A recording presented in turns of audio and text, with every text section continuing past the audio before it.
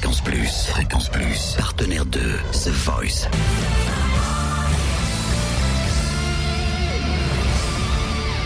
Du lundi au vendredi, 18h, Totem vous livre des exclus, des interviews, des anecdotes. Mika, samedi soir, a récupéré un nouveau talent dans sa team. C'est Quentin qui a séduit Mika, notamment avec Wonderwall d'Oasis. Quentin, vous savez, il était au piano avec ses petites lunettes et il a envoyé le bois, comme on dit. Mika a été séduit. Quentin a découvert le milieu du spectacle à l'âge de 4 ans en accompagnant son père chanteur sur scène.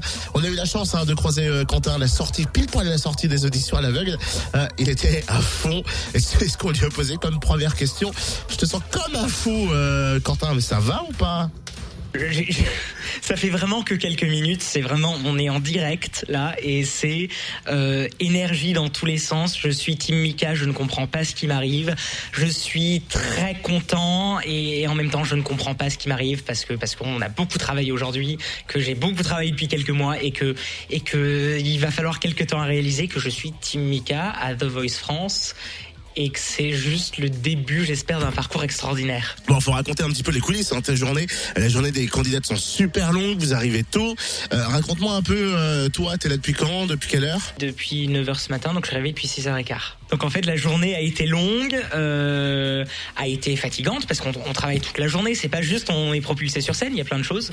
Et puis donc la journée est longue, mais on est en forme, et il faut garder la voix, et on se garde pour ce moment-là, et on se dit, j'ai plus d'énergie, j'ai plus rien, je suis fini, j'ai le boule au ventre, j'y arriverai jamais. Et une fois qu'on est sur le plateau, pour moi, ça s'est passé comme ça. Il y a eu j'ai vidé tout ce qu'il y avait autour et je me suis dit, tu t'y mets, ça commence maintenant, tu oublies le reste du monde et tu y vas. Et j'y suis allé.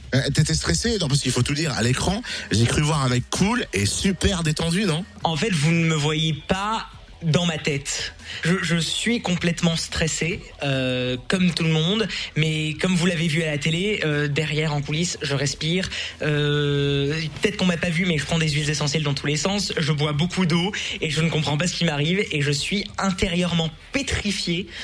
Mais j'ai appris à le cacher. Ça fait un petit moment que j'ai l'habitude de monter sur scène. Enfin, je monte sur scène depuis que j'ai 4 ans avec mon papa. J'ai toujours un coup de stress et j'essaye de me mettre une règle qui est, à partir du moment où je suis sur scène, j'oublie, je suis au service de la chanson, au service de l'œuvre, au service de quoi que ce soit, si c'est de la danse, du chant, enfin bref.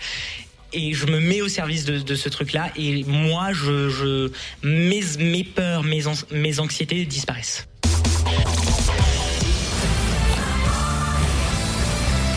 D'ailleurs, je peux vous dire, vu l'heure à laquelle a été faite l'interview, je crois 1h30 du mat, il a la pêche quand même, Quentin. Vous retrouvez comme d'habitude les podcasts des chroniques The Voice du lundi au vendredi 18h sur notre site web. Allez-y, connectez-vous, fréquenceplusfm.com.